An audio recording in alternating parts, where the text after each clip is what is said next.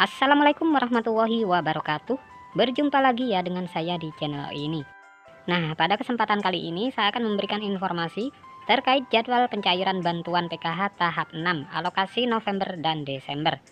Lalu kira-kira kapan dan tanggal berapa cairnya? Maka dari itu simak terus videonya sampai selesai ya, agar supaya tidak menimbulkan gagal paham dalam menyerap informasinya. Nah, terkait jadwal pencairan bantuan PKH tahap 6 di tahun 2024 ini akan kembali dicairkan di bulan Desember tahun 2024. Dan pencairannya itu dirubah menjadi per 2 bulan ya, bukan per triwulan lagi. Jadi yang biasanya anak SD mendapatkan 225.000, sekarang menjadi 150.000 ya.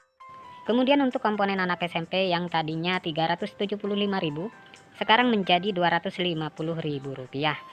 Kemudian untuk komponen anak SMA yang tadinya 500.000, sekarang menjadi 333.000 rupiah. Kemudian untuk penyandang disabilitas berat yang tadinya 600.000, sekarang menjadi 400.000 rupiah. Kemudian yang komponen lansia juga sama, yang tadinya 600.000, sekarang menjadi 400.000 rupiah. Kemudian untuk komponen ibu hamil yang tadinya 750.000 rupiah, sekarang menjadi 500.000 rupiah.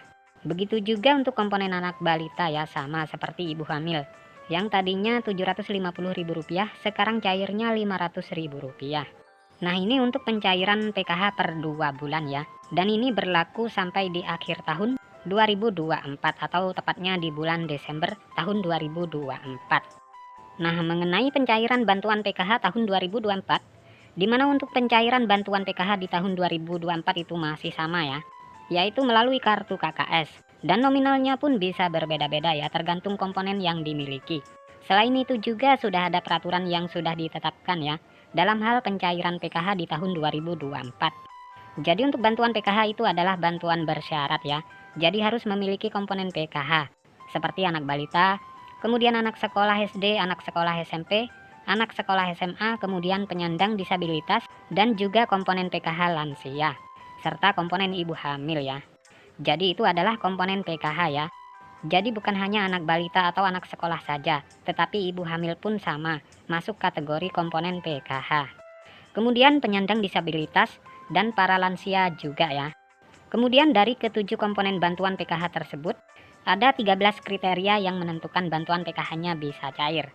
Yang pertama, peraturannya itu kalian harus terdaftar di dalam DTKS. Jadi mulai dari anak balita, anak SD, ibu hamil, kemudian anak SMP, anak SMA, penyandang disabilitas dan lansia tersebut harus masuk di dalam DTKS dan aktif sebagai penerima bantuan PKH. Kemudian peraturan yang kedua, di dalam keluarga maksimal hanya 4 komponen saja.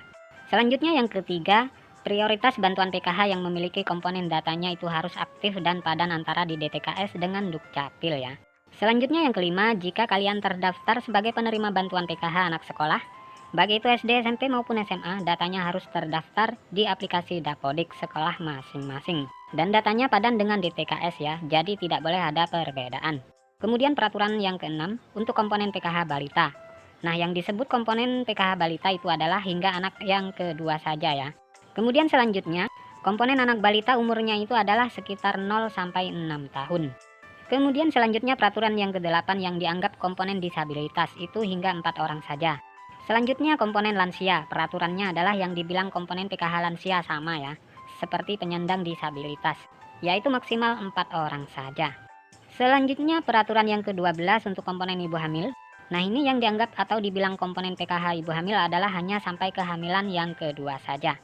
Kemudian peraturan yang terakhir, jika di dalam anggota keluarga memenuhi atau memiliki lebih dari satu komponen, maka yang dianggap penerima bantuan PKH adalah dari nominal yang paling tertinggi dahulu. Ya, misalkan ada penyandang disabilitas, kemudian juga memiliki anak normal ya yang bersekolah di jenjang SD.